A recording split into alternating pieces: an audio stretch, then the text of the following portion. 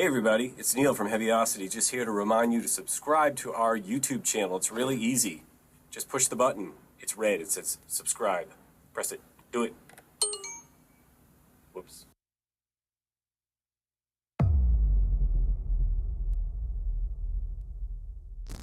Hey, this is Neil from Heavyocity, and today I'm here with Satoshi Noguchi, recording engineer and mixer extraordinaire. He's worked with some amazing high-level composers, mixing and doing his thing. He's also had the amazing opportunity of working with Heavyocity. Highlight. We actually worked together over the last 3 years on Novo, Forzo, and Rhythmic Textures, as well as a number of other things. He's also worked with Hans Zimmer, Remote Control, the list goes on, and we're super excited to have him here today. We're starting a new series, and Satoshi is going to kind of work through some mixes and mix issues we commonly come up against. And we have a track here from an album that we did with our sister company called Heavy Melody Music. Just a quick plug, it's called God Machine. Here it is. And the track's called Ashes of Kings, like Middle Earth kind of name, you know what I mean? So we're gonna use this as our guinea pig, and Satoshi's gonna kind of go through and talk about some of his techniques that he uses. What do you think?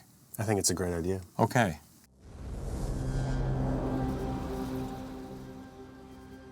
We're working on this track, and the biggest issue that I put not one, but probably 3 kitchen sinks into the track, and there are live musicians playing some of the string lines, and there's live drums, but there's also samples, and like mixing those two together is a big topic. Not to throw too many at once, but we have a mix of what it was, right? Mastered and all that, and then how you cleaned it up pretty quickly. So maybe, should we play? Yeah, so I just went through this track pretty quickly today. This is not like a finished mix, but almost just a work in progress. But as I went through it, one of the top issues that I see over and over again are just specific frequency clutter in the mid-range that can mask the arrangement. So as you're trying to get all these different elements in the low strings, the short strings, the high strings, the brass, synths, drums, guitars, choirs to all sit, a lot of that is in the orchestration and the arrangement, but as you put these sounds together, you'll see that some of these frequencies are masking each other, and by cutting some of these frequencies out, you immediately can clarify these things so you can hear what's going on in a much more detailed way. That makes sense. So, cool. Let's just hit play. Yeah, go for it. So I'll start by playing Neil's demo mix as he gave it to me, and we'll flip over to where I have it.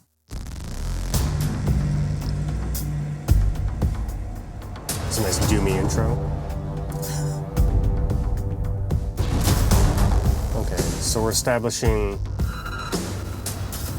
drums, brass stabs, and a few tonal elements and some synths. I'll flip over to where I have it now. Wow. So you'll hear the top end open up on the drums, a bit more impact, a bit more bottom end, more definition in the strings. We'll go back to Neil's mix here. That sounds so dull. It's a bit duller, it's a bit flatter, and then back to us. We'll go to the big section after this.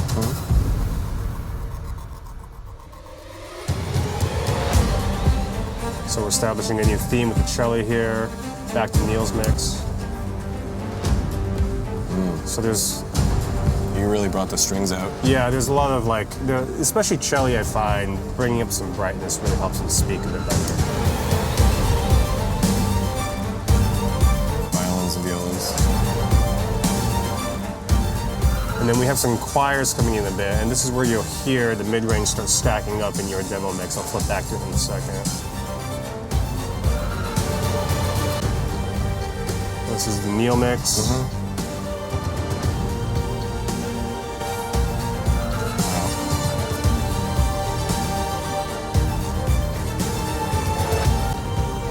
Wow, it's really much more open. Yeah, that's a big part of what's happening here, I think. And a treatment like this will sit behind dialogue a lot better when it's in a trailer. Yep. You're going to be less in the way of the dialogue tracks, so it's going to allow that final trailer mix or film mix to play the music louder behind it, actually. That makes sense. Yeah, I'll hit stop now. Cool. So that's a quick demo. Yeah. So what are like when I sent you the track? Do you just listen to my mix and then you throw up all of the tracks and do you solo things, or how do you quickly? Yeah, the reference mix is really important to me, you know, because that really helps me get into your space, right? Okay. So a lot of times, you know, I'm not trying to reinvent the wheel. I'm trying to make the best wheel that you had in mind. So that's a big part of my approach is I need to understand where you were at when you're making this track because a lot went into all the tracks that we're hearing. Right. So I spent some time listening to your reference mix to hear the overall build, to hear the impact, to hear how all the elements are playing together. Sure. And as it's happening, I'm thinking about areas where things could be improved, where things could be shaped a bit more, where I feel like we could add or where we need to take away things. So that's That makes sense. and then we get into the individual tracks. Right. I like kind of heavy hitting stuff. Yep. And, you know, you're writing a track and with the orchestration, you can spend days just adding new parts. Right. And like sometimes you get bored of what you did 2 days ago, so you want to add a little more and make it bigger. And it starts to have diminishing returns because there's so much going on.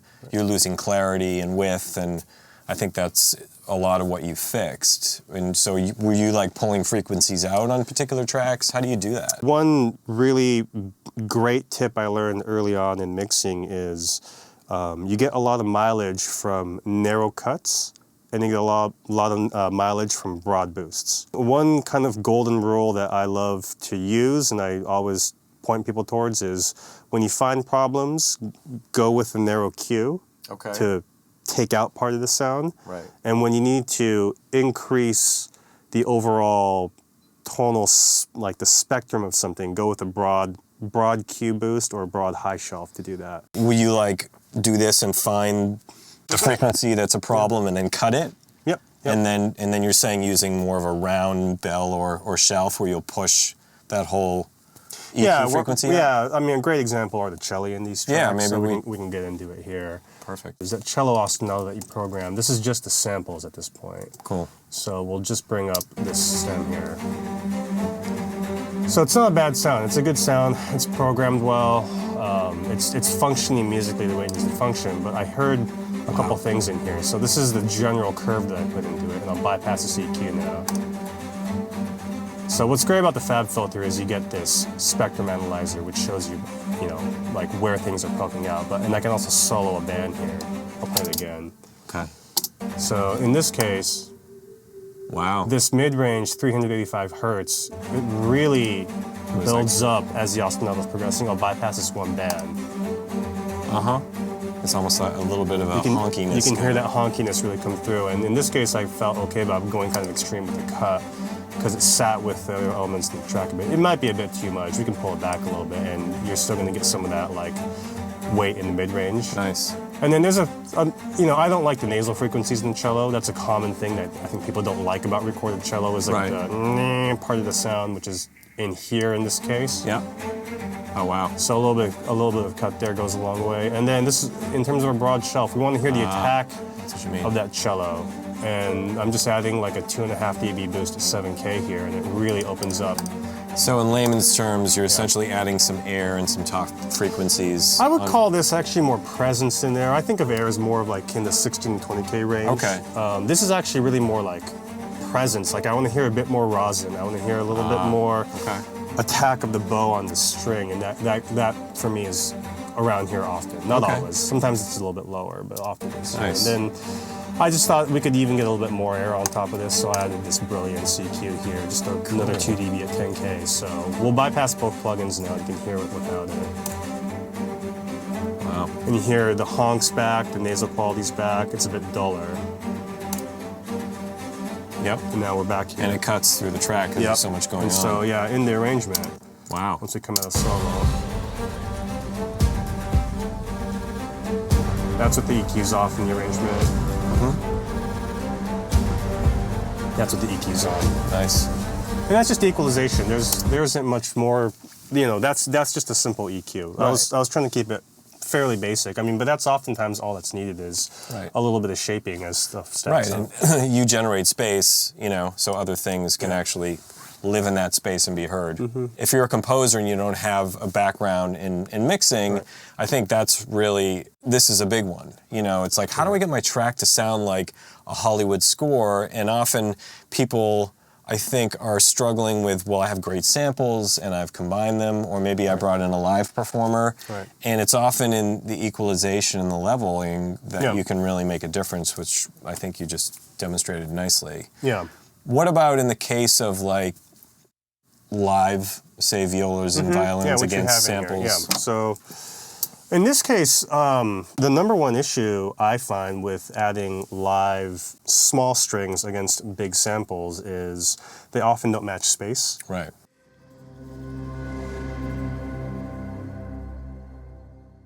Very common thing. You program a sample patch, and you have a really nice like legato line, but it feels like very synthetic.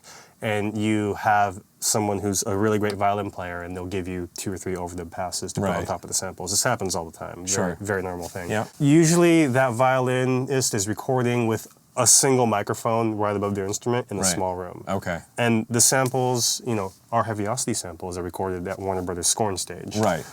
And we had a lot of violins. And there were, you know, there were over, whatever, 24 violins or whatever it was. Getting a single mic'd violinist to match with the space that a large sample library is in is really challenging. So you have to add space a lot. If you can record the violinist in a bigger room, that can give you some mileage, but a lot of times you can't. And a lot of times you're just getting this close to mic violin, and this happens on a number of TV show mixes I do, a number of feature film mixes I've done before. So, you know, you have to think about the kind of space that you're putting that live instrument into. I think when I had the player record, we did experiment. It wasn't a big room, but trying to move them around in the room or off mic positions or even different mics to, you know, or, you know, she would pick up a second violin just to, but still it's never going to sound like a sample library with 18 players. But all those things you're doing are actually really good, because what can happen is if you just have a player next to a mic for 4 passes, it's almost chorusy, right? Well, it'll phase too. You'll start to feel it just become this weird, like very pointed, phasey sound versus something that has some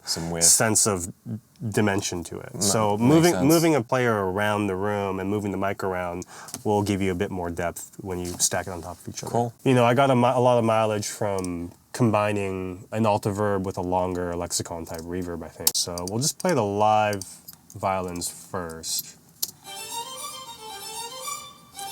So I'm not sure, did you add some room onto this when you exported it? I did. I think there was reverb in the stem. Yeah, there's a little bit of reverb in the stem, but for me, I would still consider this like a little bit dry to blend in with the sample. Here's a sampled string.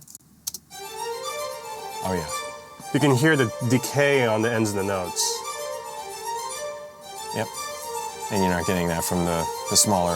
Yeah, so a lot of times I find, you know, blending multiple reverbs gets you a combination of like the size and then also the tail that you hear in natural rooms.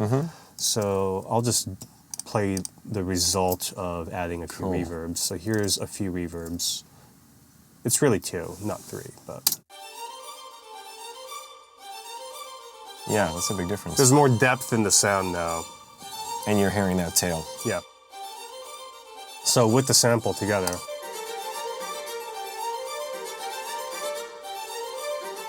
Yeah, it doesn't sound like somebody plastered some violins on top. Right. Yeah. Right. Nice. So there's more of a blend happening here. And then when you turn off the reverbs I've added, yeah, it gets closer. You can hear that like the live violins have gotten much closer, and they're not quite as well blended. You're so good. Well, thank you very much. Good. It's not very complicated. It's cool, in this case, I mean, you know, there's very few secrets. It's a combination of the Todd AO Altoverb preset and the exponential audio R4 at about 2.18 seconds on the large hall setting. So it's just those 2 reverbs. It just gels well. And they gel. I find they gel well together. You know, the Altoverb gives you the sense of room around the sound a bit more, and the exponential gives you a bit of tail that works well with what the sample's doing. And it's also helpful that you recorded Novo, where the sampled strings are, at Warner Brothers with us, and you're familiar with that room and the size and the sound. That's true. So, inside track right there. It does help.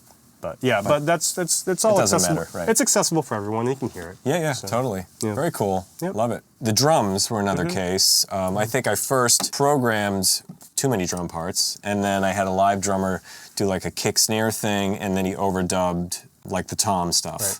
I've heard it so many times. For me, it's like, okay, let me just edge these drums in, and I want to hear that snap, you know? Yeah.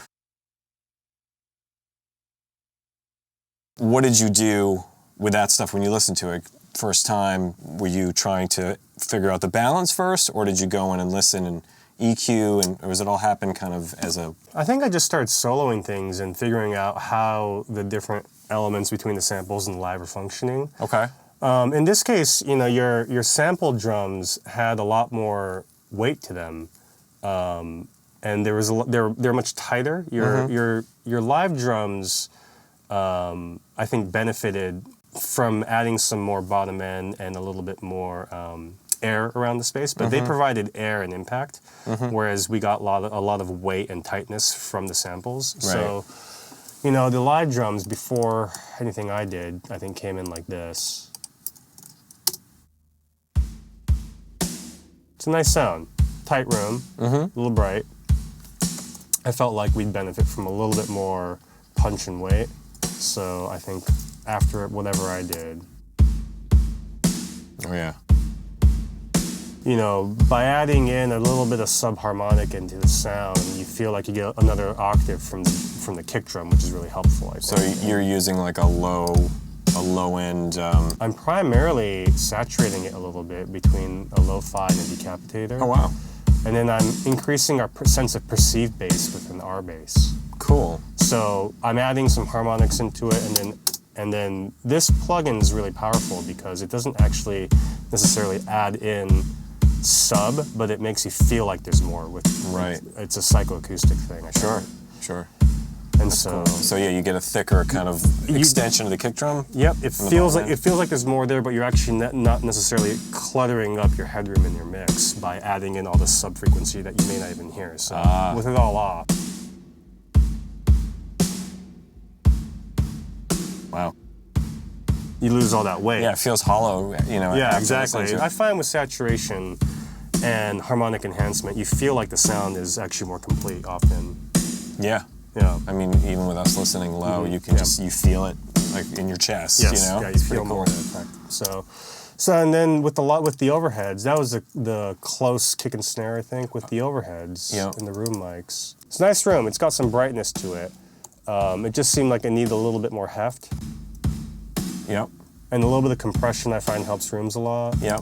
And then I add a little bit of reverb around it just to give it some space to work with the rest of the drums. So when you compress, you're essentially making the room a little more explosive in a way. You're bringing the bottom. Sure. I mean, that's one way to say it. Sure. Like it's a real old rock and roll trick that works really well for this style of music because this is a real, like, orchestral, like Metal. heavy metal, Yeah. like hybrid track. And so that's a great, you know, way to get energy out of drums is to take, you know, this hard-hitting drum in a tight room and to hit it with a compressor, and that just brings out the energy. So. They should make a plugin called like the Knuckle Dragger. You just put it on like rock drums, and it's like instantly metal. Next Heavyocity product. There you go, the Knuckle Dragger. All right, so that was the live drums, and then the main drum groove that they were working against. Oh yes. Yeah. Damage. This sounds like Damage. Yep. Yeah, which is, and so a lot of times with like these sort of loop-based drum samples, they sound awesome, and they've had a lot of processing done to them, which you can hear. You can hear this breathing and pumping, and it's got a lot of energy to it. Yep. But because they're samples, they're going to be looped. Yep. And so this particular loop didn't need a whole lot. I just added even a little bit more distortion. It actually just needed a little bit more sub energy, which I added with this low end plugin. So without my stuff on it, already sounds nice. It's got nice impact, nice bottom. But then with my thing on, Yep. there's just another like kind of bottom octave. It just lifts the kick point, almost like a bit of a nut. This loop and the live drums, I really felt like were an entity together. So together, you know, I treated them as one thing. You know, this should sound like the world's biggest drummer, Yeah. right? It does. Yeah, it should just sound like, you know, John Bonham Yep. in 2018, and he didn't die, and is playing huge drums. Exactly. Dragging his knuckles. Yeah. Love it. So yeah, if you solo that section with a whole mix and maybe A-B there.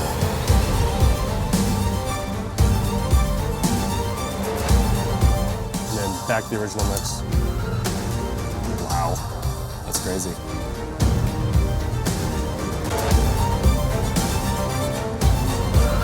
Yeah, I think I had more of the chunk, chunk, chunk, chunk tom right. stuff up front, and Right. you push the kick snare. It's more of a foundation. I think it anchors it better. It's cool. Yeah, it's actually one thing I do like about your mix that I think I've lost a little bit is probably a bit of accent from those toms. So that'd be like a mix adjustment. Sure. To bring out those toms. Yeah, I mean, you did this really quickly, which is super impressive. Cool, so another topic is dealing with the drums, and we've got sample drums and live drums, and there's a lot of, you know, we were talking about damage and stuff that's already highly processed and maybe even overly compressed, and I like to use 1176s and smash stuff, and there's a cool sound to that, but... Sometimes, you know, in like the writing process, you know, you just may lose track of how hard something's being hit because you're thinking about other things, which is totally normal. But I do see often percussion tracks that just feel a little flat. And, you know, if you've ever seen like a really great live, you know, rock show or a great percussion ensemble, you feel this kind of dynamic energy. And, you know, sometimes that gets a little bit lost in the production process. So, you know, I actually will oftentimes reverse compress, decompress, expand drums to get a little bit more snapback into them. Interesting. So That's always been a mystery to me. Like, Yeah. I've never really understood the compression. I got it, you Right. know, leveling and limiting and destroying. Right. I love that stuff. But Right. it's the, you know, the expanding. So this is going to be a great thing for me to check out too. It's actually really kind of simple in concept. It's literally the opposite of compressing. So if you think about a compressor as soon as a sound goes above a certain level, it getting pulled back. Right. Expansion's the opposite. As soon as a sound goes above a certain level, it gets pushed even louder. So Wow. you have a sound that's hitting like this, and you engage the expander. As a sound crosses that threshold, it gets pushed even a bit farther. So it goes to 11. It can go to 11, my friend. That's cool, though. Yeah, so there's a couple things that happen with that. We like compression partly because it brings out the room sound. Expanders can take away the room sound because you're pushing the front of the sound Right. forward, and the room behind that sound is not going to come with it. Right. It kind of gets Yes. pulled down in the drum attack. pops Exactly. through So more. you're getting a bit more attack okay. out of stuff. So you're actually going to reduce room, which can help cluttered mixes a little bit. So if you're layering samples on samples on samples, and some of them are flat, by expanding some of them and getting some more pop out of them, you're pulling some of the room that's baked into the samples out, and you can clarify the mix a little bit more even. So That's a great tip. we'll demonstrate as they're given to me. Nice, meaty, chunky, but I found just slightly, they could use a bit more dynamic shaping. Yeah, they just sound like a loop. Sounds a bit loopy. Yeah. It's a nice sound. It's a good sound, but like a little loopy. So just really, really basic stuff. I used the FabFilter MB plugin. Okay. It's a multiband plugin. I thought it meant more better or something. More better plugin. And it's very simple, just on a single band across the entire spectrum. Okay. We're using the expansion setting. As the drums go beyond that threshold, you'll see. Oh, when you get that clicky kind of punch You through. hear a bit more punch, you hear a bit more click, off.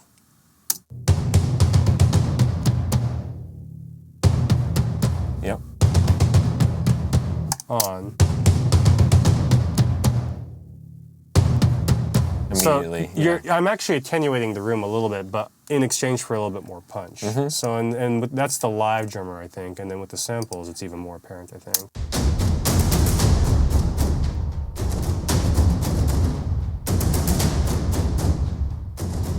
Oh, wow. Yeah. That's awesome. So together, we have them with the expanders off. Then expanders on.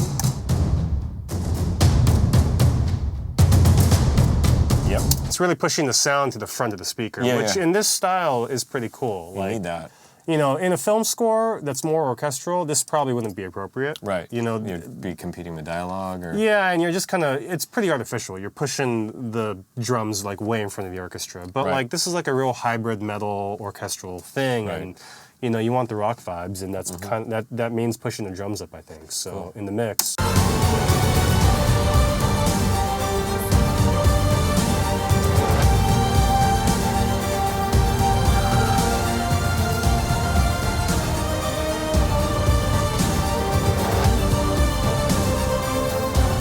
So Wow. like as soon as they're love off, you really feel like the drum, that tom part really gets pulled behind everything else. Right. And yeah, using other techniques of let me try to EQ this or pull out bottom, you're not Right. really, you're never going to achieve the same kind of effect that you do. And with that kind of loop, you would never want to, you know, adding a compressor is only going to squash that attack It even just, more. it becomes thinner and yeah. Yeah. That's a very cool trick. Yeah. Take note, people. It's good stuff. Yep. I love that. Yeah, so this is something that happens a lot of times with drums. I've done it with brass samples to get like the swells of brass samples that pop even more. Wow. I've done it with high string ostinatos, like that need to just get a little bit more aggressive. It's a Yep. really great way of adding aggression, lift, and punch to something, but there are trade-offs that you have to be aware of. Right. You You can don't lose some overdo it. body, you can lose some sense of space and room. Right. But there was no shortage of every single frequency in the spectrum being covered with the tracks in this piece. Right, So, it's true. We could use a little bit more space. yeah, there was a lot of mud going on in the low end, and we seemed to tackle that, the low mids, and Yeah. giving some more air to the mix. I mean, you did that really quickly. It took me, days to put the track together. And Right. often when I'm writing something, you're kind of mixing as you're writing, and you get to the end and you're like, wow, there's true. so much stuff. And Yeah. it was pretty cool to give it to you and get away from it. And immediately I'm like, oh my gosh, that sounds so much better. So Yeah. pretty awesome. That's the nice thing about being collaborative is just getting new perspective on stuff. Yeah. That's why I like working with great mastering engineers. That's why I like working with a diversity of composers, is because you just get a lot of different perspectives on how stuff should be and what like people's tastes are. Totally, and from my perspective, it's just, I wouldn't have thought to do like these 3 or 4 things that we talked about. Right. I have a few tricks up my sleeve that I know, but after you keep doing them and doing them, and then you start to supplement more parts, thinking you're making it bigger, and you're not doing yourself, any service by doing that. Right. It's great to collaborate with somebody that can hear it fresh and Yeah. make it better. Awesome stuff. All right, man. I'm better than the plugin. That's right. You need this guy. All right, so that wraps it up for today's session with Satoshi and all these tips and tricks that hopefully you find super useful. And also, don't forget to hit the like and subscribe button. And also, if you have some questions for Satoshi, leave a comment, and he will be happy to hopefully respond. All answers will be in Japanese. Just kidding. That's awesome. Again, take care, and thanks for watching, guys. Thanks.